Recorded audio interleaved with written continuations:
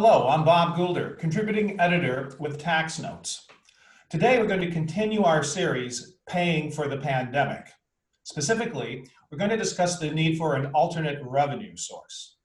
My guest is someone who needs no introduction to our readers.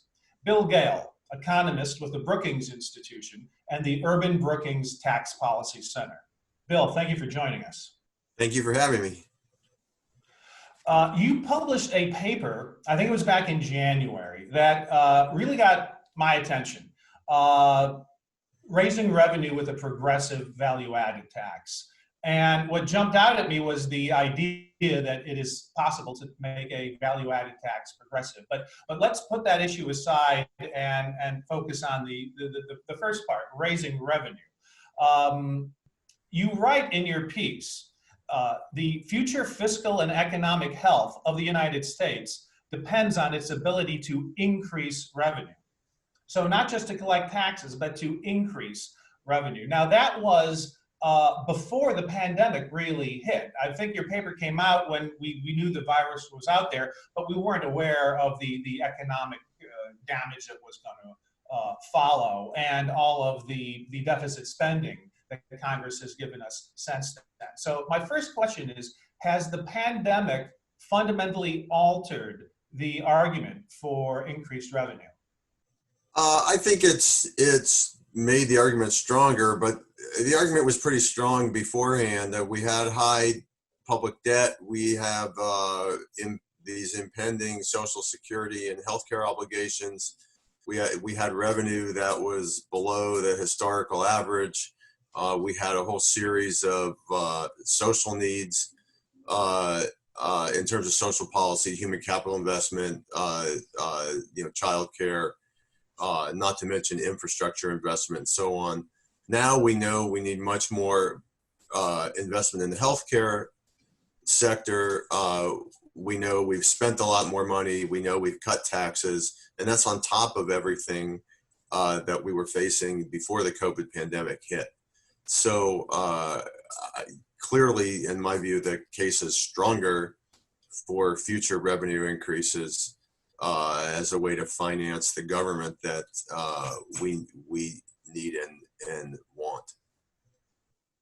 I don't want to get bogged down with statistics, but I think it was the CBO released a figure that the debt to GDP ratio was hovering around 80%, and that it was forecast to increase over the next 30 years to about 140%.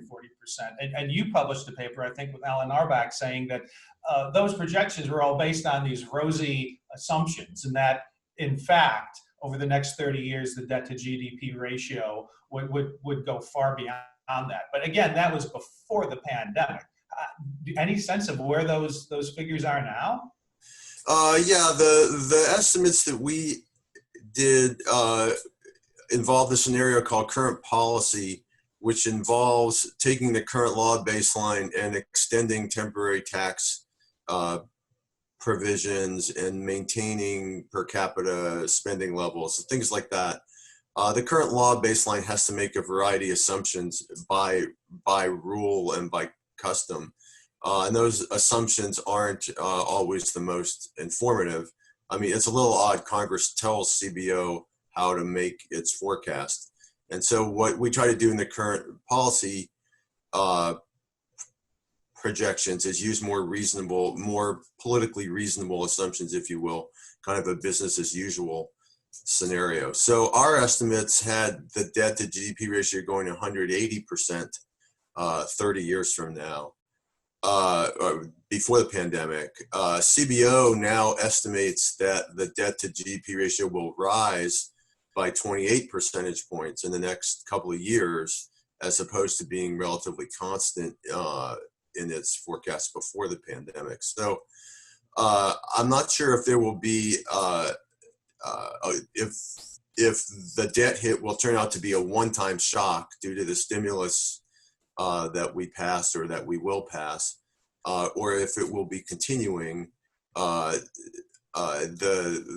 A lot of it depends on the path of the economy. If the economy, if we have a V-shaped recovery and the economy goes back to full employment quickly, then there'll just be this one-time boost in the debt to GDP ratio, and then it'll continue on its former path, just elevated by 28 percentage points. If the economy recovers slowly, and CBO predicts we don't get back to real output, by the way, until 2029. We don't get back to the pre-COVID projected level of GDP till 2029. In that case, you'd expect a bigger increase in the debt to GDP ratio. And that's by no means a worst case scenario. In the Great Recession, the economy never recovered to the path that it was on before the recession. And so if that happens again here, then of course we're going to see continuing increases in the budget deficit. So I don't, we're talking about projections 30 years out.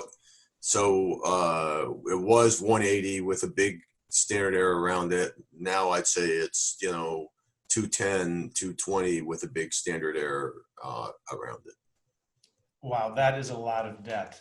On the subject of deficit spending, would you expect to see any inflationary pressures? And what are the implications if we don't? In the short run, we had a similar situation in the Great Recession where a group of conservatives wrote a letter to Bernanke saying that he was going to debase the currency and so on. And it didn't happen. Inflation stayed low, even though the Fed's balance sheet rose dramatically. And the reason why, I think, is that the Fed pays interest on reserves now. So when it expands the money supply, banks don't have to turn around and lend it out immediately. They can keep it in reserves and still earn interest on it. So I'm not really worried about short-term inflation, given we have an unemployment rate in the double digits, and the economy is in pain right now. I could see possibly over the longer term things heat up that the rate of inflation might rise. But the problem with inflation in the last 10 years is that the Fed hasn't been able to keep it high enough. It keeps shrinking, and we keep falling into these zero lower bound situations. So I'm not particularly worried about short-term inflation as a response to current policies. From time to time, we hear from commentators who think it's just silly to be a deficit hawk, which sort of counters the point that we need an alternate revenue source. One of our writers, Lee Shepard, has written that a country the size of the United States can't go broke in its own currency, as if to suggest that we're somehow immune to the dictates of the bond market. Anything to that? I think it's technically correct that we can't, or we could avoid declaring bankruptcy because we print our own money. But there are a number of caveats that go along with that.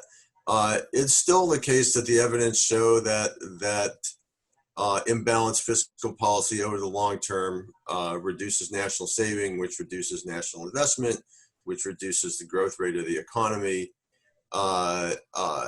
And like saying that the worst possible outcome is not possible doesn't preclude all the bad things that can happen on the way to being on the pinnacle of the worst possible outcome. Okay, you've sold me on the need for more revenue, but why a new revenue source? We already have certain revenue tools that are available to us. What about doing something with the income tax, taxing the rich more, indexing capital gains and debt? There's all sorts of things you can do to raise revenue from the existing taxes that we have in place. Why go to something new? Let's be clear here. I don't want to let the perfect be the enemy of the good. If you told me we were going to raise the income tax by 3% of GDP, I would say, great, let's just be careful how we do it. But I don't think that's going to happen. I think we're going to need the new revenue source for a couple of reasons. One is, if we overweight our income tax the way that would be required to raise the amount of revenues, we would not be as competitive with other countries. Other countries rely on the VAT as well as income and corporate tax, and they use the VAT revenues to help keep their income and corporate tax rates down. And that seems like a good strategy.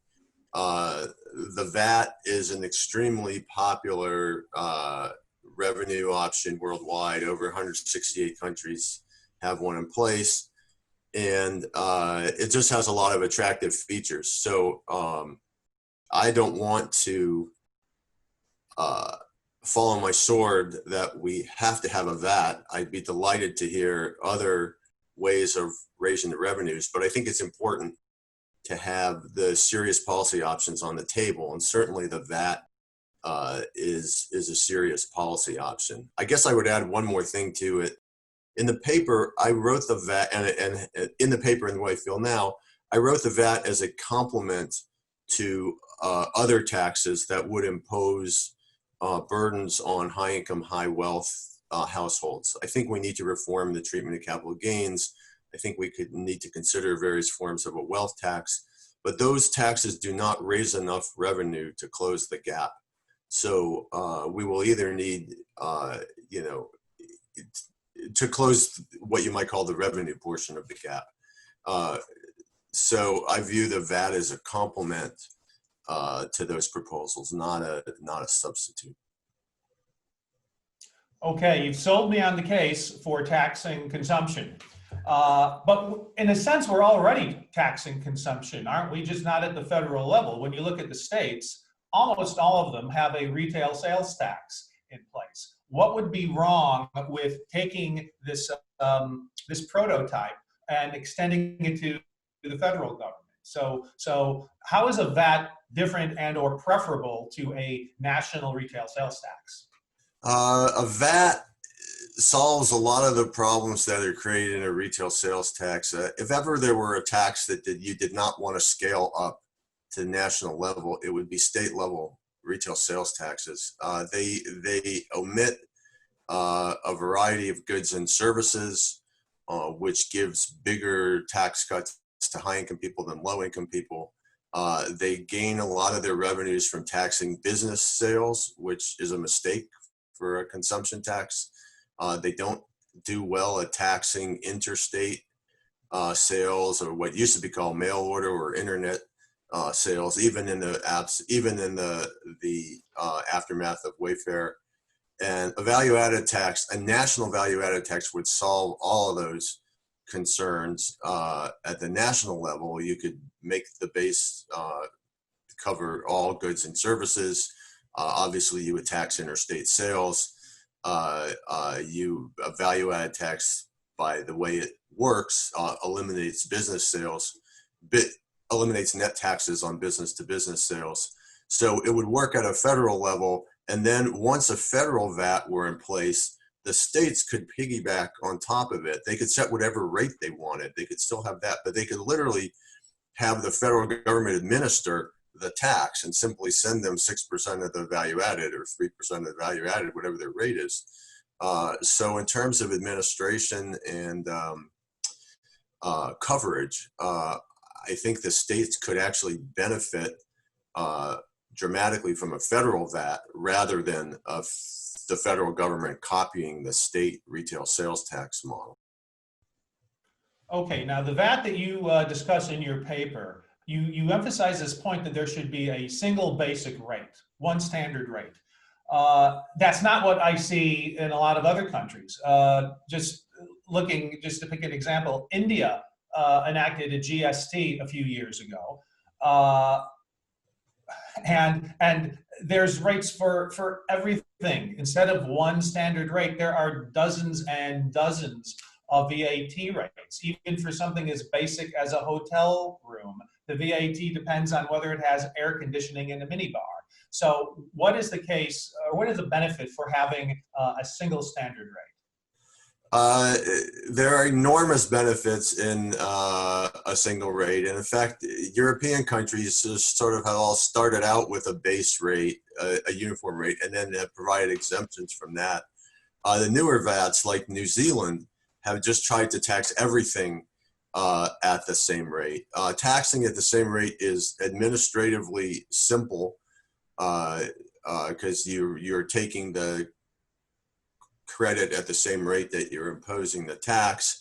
It helps with fairness issues because once you get into taxing things at different rates, the political games are endless, and it's not necessarily efficient because we know that commodity tax rates should vary with elasticities of demand from the Ramsey rule and all that, but it's arguably at least as efficient as any other rate structure, unless we really thought we knew how the elasticities varied and that we could implement tax rates based on the varying elasticities. So it's sort of a neutral case that has a lot going for it, and in a world of limited information and in a world of endless politics, it just seems like the right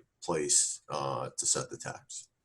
As I read your paper and try to understand the proposal and its details, you're talking about a credit invoice VAT as opposed to a subtraction method VAT. And you're talking about it being based on destination principles rather than origin principles. Now, if I'm correct, that implies that you're going to need a border adjustment. So the questions there are, is a border adjustment in a VAT system, is that a trade subsidy, and would it be WTO compliant? Right. So every VAT in the world has border adjustments. That is, it exempts exports and it taxes imports. And in the U.S., that sounds like some kind of crazy subsidy, but it's just the same way a retail sales tax would work. So suppose Maryland has a retail sales tax and Delaware does not. Then if you produce something in Maryland, you sell it in Maryland, you pay the tax. If you sell it in Delaware, it's not subject to the tax. That is, that export to Delaware is exempted. Likewise, if you produce something in Delaware and sell it in Maryland, it is taxed. The import to Maryland is taxed. So people live with these border adjustments. Nobody is upset that Maryland sales taxes don't apply in Delaware.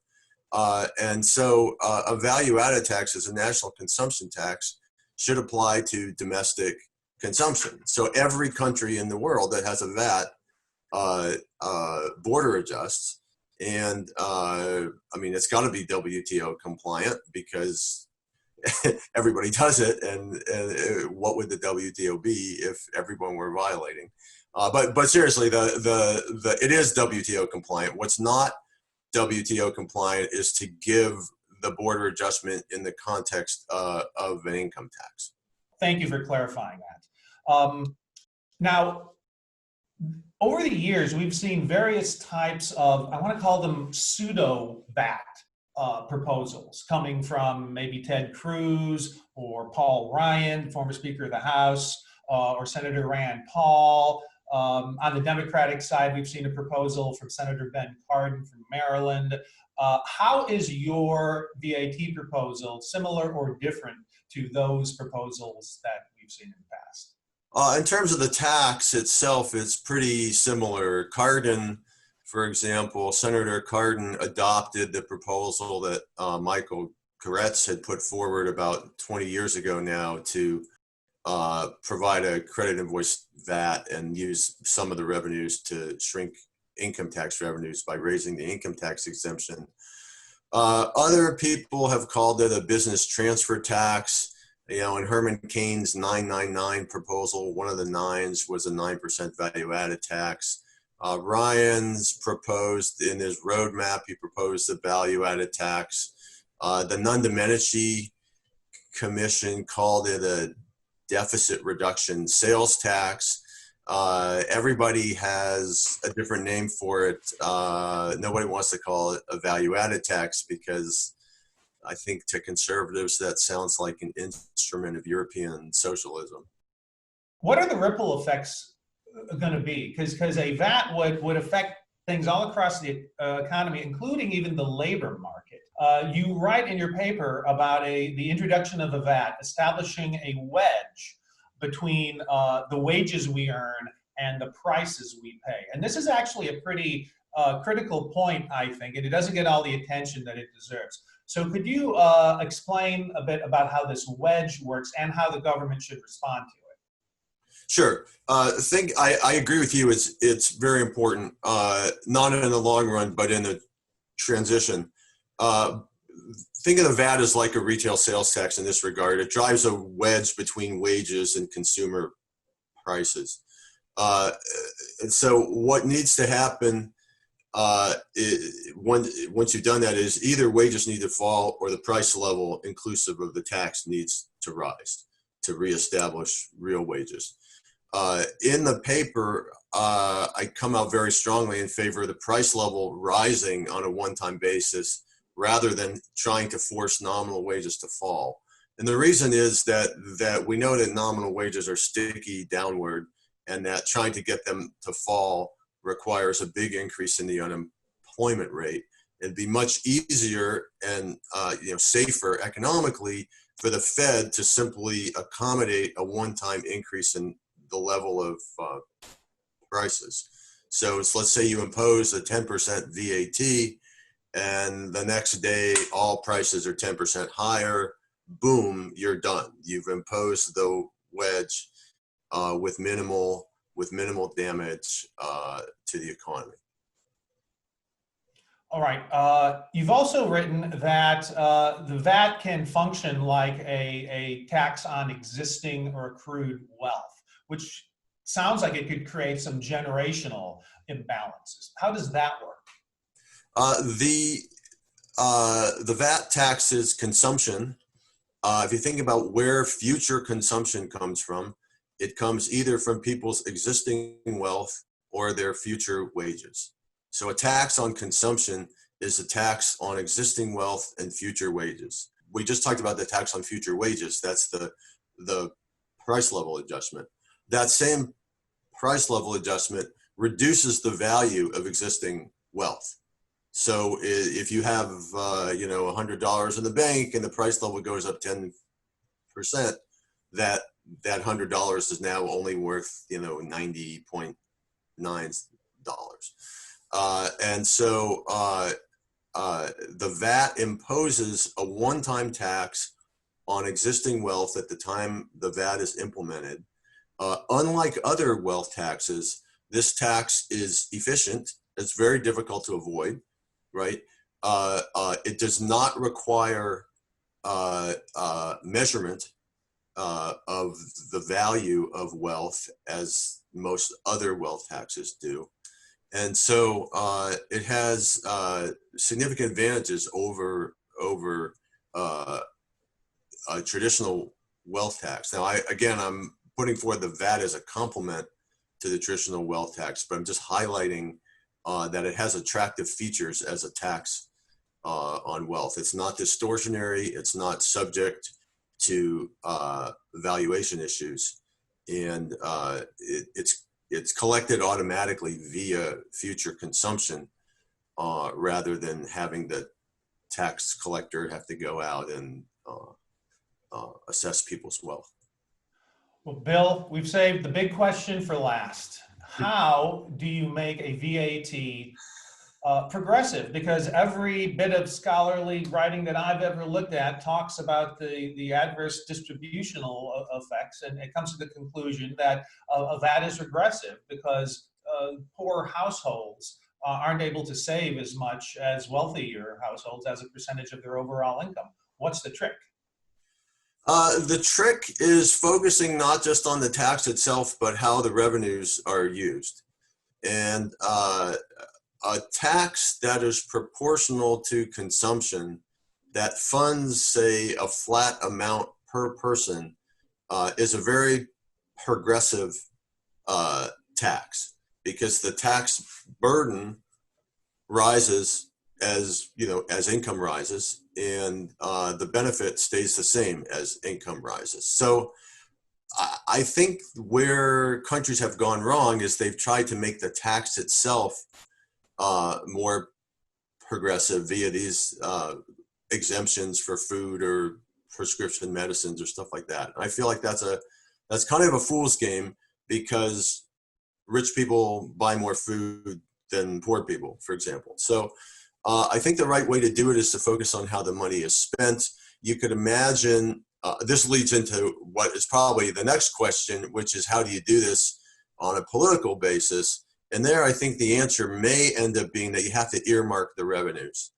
I know as economists, we don't like doing that. I know we think that money is fungible. But politically, it may be that people are willing, if people want more health care or more child care, the political reality is someone will have to pay for it. The way European countries have decided people will pay for it is through a consumption tax that then finances an enhanced sort of social benefits. So I think that's the key to both of the questions. Circling back to our original theme of paying for the pandemic, do you have thoughts on, in the early years, if we were to adopt a VAT tomorrow, when you should start to take the receipts and apply them to paying down the debt? Is that something you do right away, or would you wait and do that years down the line? More toward the latter. I think it's important to get the revenue structure in place. But of course, imposing a tax in the short run will put a damper on consumption. So I think it's important that the money is used early on in ways that boost the economy, whether that's something like, improved access to healthcare or childcare programs that let parents get to work, or infrastructure that stimulates the economy.